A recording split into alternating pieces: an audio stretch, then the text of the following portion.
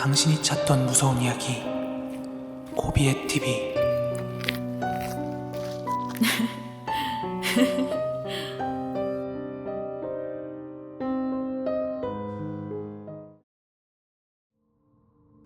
안녕하세요, 고비의 TV입니다.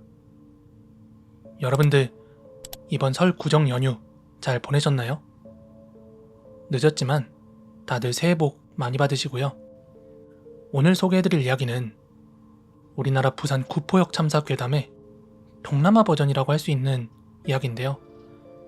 일단 이야기 먼저 들려드린 후에 부연 설명을 좀 드려볼까 합니다. 그럼 바로 한번 시작해보도록 하겠습니다. 먼저 때는 82년 3월 17일의 새벽이었습니다. 베트남 중부 나트랑을 출발해 남부 호치민으로 향하던 183호 통일열차. 이 열차 내부는 발 디딜 틈 없이 승객으로 가득 차 있었습니다. 명절을 쇠고 고향에서 일터로 돌아가는 직장인들, 또 상인들과 군인 등 수백 명이 타고 있었습니다. 이제 그러다가 열차가 동라이성 바우카 지역에 다다랐을 때 비로소 이날의 비극은 시작이 되었습니다. 이곳은 꾸불꾸불한 S자 커브와 가파른 내리막길이 이어지는 험난한 구간이었습니다.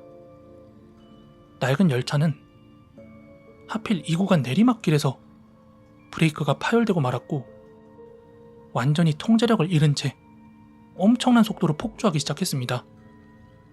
평지라면 모를까 내리막길이다 보니까 가속도가 너무 세게 붙어서 급커브를 견디지 못한 이 183호 열차는 끔찍한 굉음과 함께 철로를 이탈하고 말았습니다. 열차의 총 13량의 객차 가운데 무려 11량이 튕겨나가며 뒤집히고 서로 충돌하고 말았어요. 이 객차들은 형체를 알아볼 수 없을 정도로 구겨졌고 당시 자고 있던 승객들은 밖으로 튕겨나가거나 쇠덩이에 그만 깔리고 말았습니다. 이 사고로 기관사를 포함해서 공식적으로 약 200명이 사망을 했습니다. 비공식적으로는 훨씬 더 많다는 게 기정사실이고요. 하지만 가장 비극적인 건 바로 사고의 수습 과정이었습니다. 이 당시에는 신분증이 없는 경우가 많았고 시신 훼손이 너무 심해서 신원을 확인할 수조차 없는 시신이 100여 구에 달했다고 합니다. 이에 당국은 결국 연고를 찾지 못한 이 시신들을 사고 현장 철길 바로 옆에 있는 공터에다가 큰 구덩이를 파서 집단으로 감회장을 해야만 했습니다. 이렇게 철길 바로 옆에 수백 명의 원혼이 잠들게 되면서 여기 동라이성 바우카 구간은 베트남 철도청 기관사들 사이에서 가장 무서운 심령 스팟이 되었습니다. 사고 이후에 야간 운행을 하는 기관사들 사이에서 이 구간을 지날 때마다 끔찍한 현상을 겪었다는 목격담들이 빈발하게 됩니다. 헤드라이트 불빛이 닿는 캄캄한 철로 한가운데 하얀 옷을 입은 수십 명의 사람들이 멍하니 서 있거나 피투성이가 된 사람들이 기차를 세워달라며 미친 듯이 손을 흔들고 있는 것입니다. 이에 기관사들이 기겁하면서 비상 브레이크를 밟게 되는데 막상 열차를 멈춰 세운 뒤에 밖으로 뛰어나가 보면 철로 위에는 쥐새끼 한 마리 없이 텅 비어 있었습니다. 이런 유령 승객들 때문에 헛것을 보고 급정거하는 일이 하도 잦아지니까 이제 기관사들 사이에서는 이 구간 지날 때 눈을 반쯤 감거나 영혼들이 피할 수 있게끔 기적을 아주 길게 울려야 한다 하는 불면율이 생기기도 했다고 합니다. 이뿐만이 아니에요. 이 철로 주변으로 바우카 마을 주민들이 겪는 고통도 상당히 컸다고 합니다. 특히 비가 추적추적 내리는 밤이나 안개가 짙은 새벽이 되면 창밖으로 기이한 소리가 들려왔다고 합니다. 수많은 사람들이 자갈밭을 밟으며 걸어다니는 발소리와 함께 집에 가야 하는데 내 기차표 못 봤어? 표가 없으면 사이공에 못 가. 이렇게 흐느끼는 소리가 바람을 타고 마을로 스며들었다고 합니다. 살아서 사이공에 가지 못한 많은 사람들의 영혼이 아직도 밤마다 철길을 서성이며 기차를 기다리고 있다는 것입니다. 그리고 또 밤늦게 무덤가 근처에서, 그러니까 여기서 말하는 무덤가는 그 신원불명의 시신들이 묻힌 가매장터 근처를 말하는 건데, 이 근처 좁은 길을 오토바이나 자전거를 타고 지나는 마을 사람들이 종종 소름 끼치는 현상을 겪는다고 합니다. 분명히 혼자 타고 있는데 뒷자리가 푹 꺼지면서 갑자기 엄청난 무게감을 느낀다고 해요. 누군가 등 뒤에 바짝 붙어 타서는 사이공으로 가는 길이야? 나 좀 태워줘.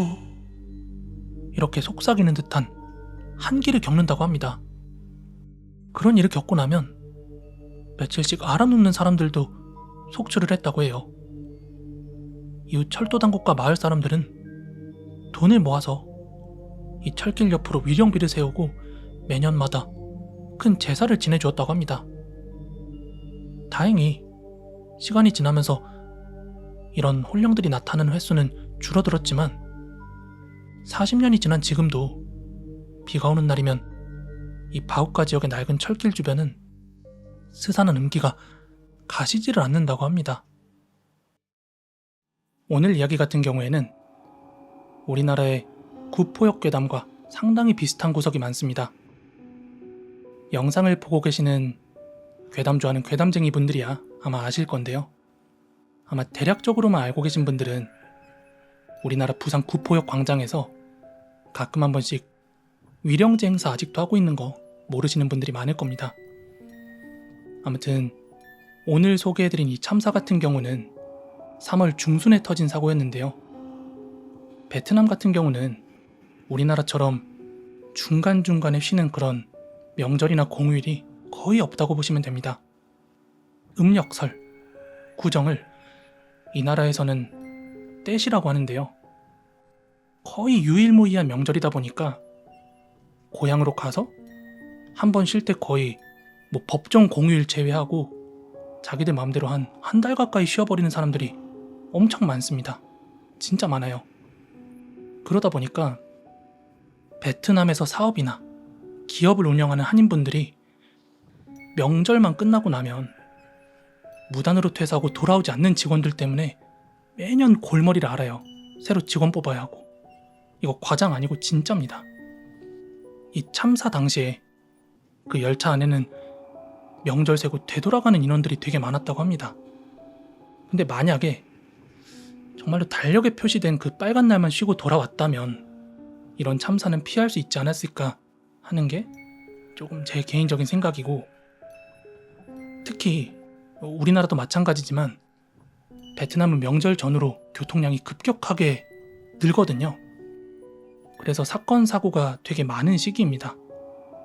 예전에 제가 베트남 거주할 당시에 처음으로 사망사고 현장 목격했던 게 바로 이때 연휴 기간이었거든요. 구정 연휴 기간.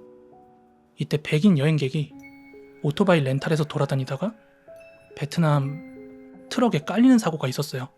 공사장 트럭이었는데, 베트남은 약간 오토바이들이 눈치껏 차를 피해야 되는 그런 교통 문화를 가졌는데, 이 백인이 아마 차가 멈춰줄 거라고 생각을 했나 봐요.